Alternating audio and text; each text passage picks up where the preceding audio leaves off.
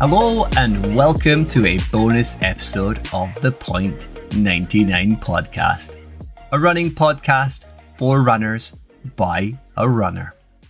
If you're new to running, I hope to have topics and discussions that will help you along whatever path your journey is taking. Or for any seasoned runners, maybe some stories that will have you empathizing with my experiences. Whether it's lessons I've learned during my own journey, embarrassing stories, or heartstring pulling moments, I hope you'll stick with me while I try to share some good vibes, motivation, and positivity, and hopefully we can have a laugh along the way. In this episode, I'm going to take a look back at some of my favourite moments from season 1. Truth be told, I'm thoroughly enjoying a well-deserved break after what was a manic first season. 20 weeks of scripting, editing, and overall production really does take its toll. But at the same time, I'm ready and raring to go for season 2. But before I get ahead of myself, let's go back to where it all began, and the bonus episode that kicked things off, the Loch Ness 24. You guys certainly heard a lot about it over the course of season 1, especially with the ever-growing cult that is the Who Dropped the Dibber team. But it was, of course, the spark that set the podcast fire ablaze. Only 11 days later, our first episode was released. Throughout the duration of the first 3 episodes, myself and Runnerman Steve tried our very best to give you guys, the listeners, a thorough digest of who we are and our running experiences, from 5k all the way through to marathons. Personally, I absolutely loved the episode where Steve interviewed me. Although looking back, my interview of Steve wasn't quite so good. But as with all things, I think the quality of the show, including the interviews, improved dramatically over the course of the first season. But let's get on to what my true favourite moments of the first season were. And honestly, it was having guests. I absolutely love speaking to people. And yes, there were nerves along the way, but we always got there eventually. Whether it was episode 8, Monroe Bagging Marathon Mermaids, on which I interviewed the amazing Emily and Hannah, who enjoyed the occasion so much that they now host their own podcast, The Adventure Blether. So if you don't already, I would highly recommend you take a jump over, give them a follow and have a listen. Does Spider-Man give you some good or bad flashbacks, Emily?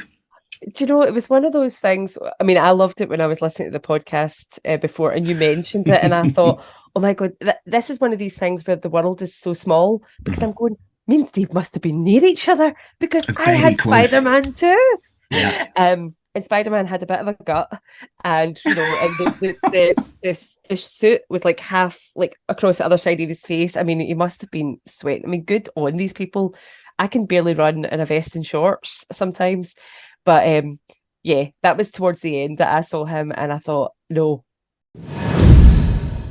Episode 8 is actually our most listened to and downloaded episode. And again, as I always do, listening back, I think things sounded so much more natural. But that could be, of course, because myself and Hannah have known each other for a long time. The conversation and questions flowed just like the rivers that these crazy ladies submerged themselves in. And even though I've now met them both, I can't wait to spend more quality time with Emily and Hannah. With Emily being a founding member of the Who Dropped the Dibber team, and Hannah ever present on her journeys through Scotland.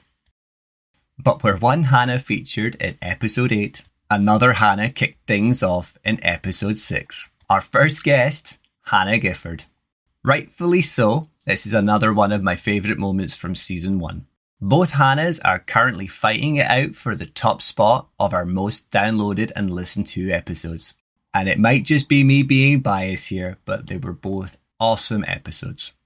Getting Hannah on as our first guest was actually Runnerman Steve's idea, but what a fantastic guest she was. We only skimmed the surface of her story.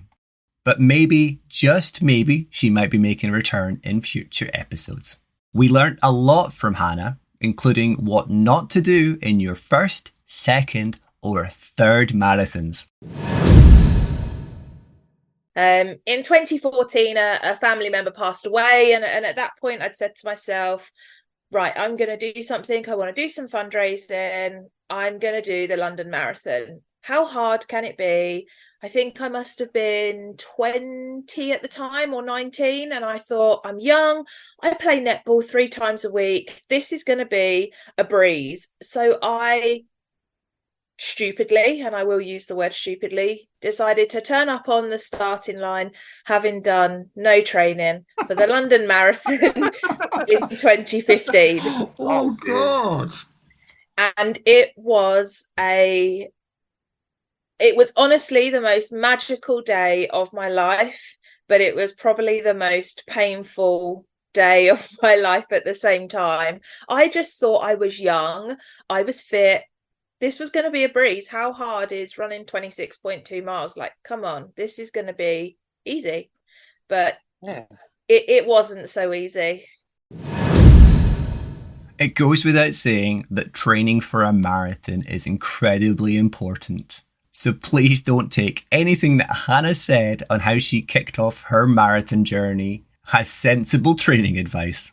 But boy, how far she's come. With our main chat with Hannah being about the Tokyo Marathon, we saw how close she had come to beat her goal, battling high temperatures and poor event management, but ultimately falling just short. But like the phoenix that rises from the ashes, Hannah left our chat and set off for Boston, where she absolutely smashed her goal, picking up another major as she did it. With one final major to go, Hannah's remaining ever positive and motivational. And as with all our guests, we can't encourage you enough to follow their journeys, showing them the support that the entire running community deserve, but especially the legends that agreed to come and speak to us. But what episode rounds off the third spot of our top 3? And of course, it's another guest, this time in the form of another podcast host, Ryan Miller of the Press Play and Run podcast. A lot of these distances have been firsts for me. So see, when I'm getting to them, the notion of thinking you can go further, do you know what it was? It was the 18 miler. I did the 18 mile and I just thought, I don't have a chance that I can run Especially significantly further. I was burst at the end of that run. But the following week or 2 weeks later, I did 20 and felt a million times better doing 20 than I did doing 18. And now I'm knocking these kind of runs out, and it's your mindset has to change. Ryan's episode was, of course, the penultimate episode of season 1, episode 9, where we discussed all things Edinburgh Marathon. Because after all, that was going to be Ryan's first official marathon, and boy, did he absolutely blow it out of the water. Although I feel he may have given himself dehydration-induced concussion. Where we covered the amazing training and build-up that Ryan had towards the marathon. He has since had an episode hosted by one of his previous guests, Alison Jardine, over on the Press Play and Run channel, where he thoroughly covers everything that happened to him over the duration of the weekend. Alongside Emily, I'll be meeting up with Ryan very soon at the Loch Ness 24. But I did have the privilege of meeting the awesome guy himself before the start gun of the Edinburgh Marathon. I do, however, feel I need to give a shout out to our other amazing guest of season 1. From episode 10, our final episode, Community Spirit with LDN Steve. We are still seeing regular downloads and listens to that episode, but unfortunately it was a bit of a monster and I feel that might be putting some people off. But if nothing else, I would highly recommend skipping to the interview, where Steve proves why he's such an awesome guest, motivational member of the running community, and all-round awesome guy. I guess in terms of the pacing and like seriously, my first person was Coach Lloyd, and that was when he had his short stint over launching the Battersea Run Club, which is now run by Intersar, on a Thursday, I think fortnightly on a Thursday, where they do a community 5K. And one of the weeks they didn't have any pacers. So Nike groups usually have a couple of paid pacers turn up, wear the shirt, they'll take a slow group and a fast group, or a better word for slow, but you know what I mean. Is it a sexy pace? There you go, to Nick Pure Sports words. Sexy pace or a bit pacier. And there was no Tom, Dick and Harry there. And he kind of just looked at me. He was like, right, Steve, you can lead the guys around on a 25-minute 5K around Battersea Park. Go. And I was like, right. Like I said, it just like it was as straightforward as that, like without exaggeration. I was like, okay, like fine. And when I got round, I think I did it in, I'd have to pull the run up on my phone, but it wasn't far out. It was maybe 25 minutes and 15 seconds, and it was dumb luck, but something like lit in my head. I was like, oh mate, I quite like doing this. I like the responsibility. Yeah. I like, okay, it's like it's funny how that happens, right? You know, Coach Lloyd showed a bit of faith. And of course, I need to really give a big shout to my partner in crime for season 1, Runnerman Steve. Unfortunately, Runnerman Steve has had to take a step back from the podcast for the time being, but hopefully we may see his return in future episodes, if not in future seasons. But until such a time, if it comes, all I can do is thank Runnerman Steve. He brought not only a much needed chaos to the podcast, but also a lot of laughs along the way as well. So what's next for the hosting of the podcast? Well, even though I've had fantastic offers of assistance from not only a Celtic brother in the form of a Welshman, but also a super fit Mexican senorita, I'm going to try and fly solo just for a little while. And if it doesn't work, I can always fall back on those awesome offers. If nothing more, it may give me the opportunity and flexibility to run the podcast as a weekly show. But there's no promises just yet. I'd also like to take the opportunity to thank all the amazing listeners who answered the poll over on Instagram, many of whom who responded with awesome comments encouraging me to go as a solo host. So thank you very much for the encouragement and trust. Season 2 is going to bring so many new opportunities, hopefully including the previously mentioned merchandise, but also developments to the 99 Club. I'm already well on my way to getting a Discord server launched, a platform that will give listeners of the podcast a space where they can not only converse in text, but also via audio. Over coming weeks, you may also notice some changes to the graphics, as I try my best to use the Instagram platform more effectively. There were a lot of missed opportunities in Season 1, and constant changes not only to the graphics, but to how we portrayed ourselves. But with some of the lessons I learned over the course of Season 1, hopefully I can move forward and make an even stronger Season 2. Guest-wise, well, for the eagle-eyed amongst you, you may already have noticed some announcements, including some of the new graphics. But if you haven't already seen them, I will be joined in episode 1 by my friend and the ever awesome Emma Joy, otherwise known as Lipstick and Trainers. Emma has previously been a guest on the What the Fartlek podcast, but hopefully we can cover some of the topics that are at the forefront of her current adventures, as well as revisiting her experiences alongside myself at the inaugural Loch Ness 24. And with the announcement of a season starter, I've also announced the finale guest, someone whom I mentioned alongside Emma on numerous occasions throughout Season 1. The always inspirational and ever magnificent Omar Stanley Pasodas, or to use his Instagram handle, Omar Runs Napa. I can't lie, I'm looking forward to speaking to both awesome guests for two completely separate reasons, but boy are they gonna be fantastic. But sandwiched between episode 1 with Emma and episode 10 with Omar, I'll be fitting in the previously mentioned Mexican senorita. So season 2 is definitely going global. It does, however, mean I still have 7 episodes to finalise, but I have a long list of guests that have confirmed that they're happy to come and speak to me.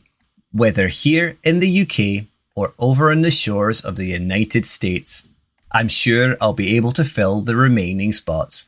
And of course, in the build-up to this year's event, I will of course be hosting the Loch Ness 24 team. The crew from Trainer Armour and fresh from his time with the What the Fartlek podcast, Craig from Runner. So actually, in reality, I only have 4 episode guests to finalise. But as with the question that I put out on Instagram, who would you like to hear from? And although the email cherry has now been popped by Personal Al, who has officially claimed the title of our biggest fan, and more than just in his height. You can still drop me an email at thepoint99podcast@gmail.com. Alternatively, you can also drop me a direct message at either the Point99 podcast Instagram page or directly to myself at Mr_Steve_runs. Finally, and to wrap things up, just a quick reminder for anyone who hasn't already entered our amazing giveaway. To be in with a chance to win not only a entry into this year's Loch Ness 24, either for a solo or team entry, but also some amazing runner merchandise and a couple of packs of toe and heel protectors from the team over at Trainer Armour. Hop on over to our Instagram page, make sure you're following ourselves and the Loch Ness 24 pages, like the post to do with the competition, then tag 2 friends in the comments, and that's you done. In order to bag 2 bonus entries, follow the runner page and Trainer Armour pages. That'll get you your first bonus entry. Or for your second bonus entry, follow myself and Runnerman Steve. Entries close at midnight on Thursday, the 29th of June, with one lucky winner being selected at random on Friday the 30th. But otherwise, that's all from me for now. Keep an eye on our Instagram page for more information on not only the 99 Club, but also the dates for the coming Season 2 launch. Until such a time, I'm going to enjoy getting myself back out and running both on short and long distance, as well as throwing myself into the shed for some much needed strength and conditioning. And also, to the delight of both Emily and Hannah, I'll continue with my dipping. So until you hear from me next, take care, enjoy your runs, and you'll hear from me soon.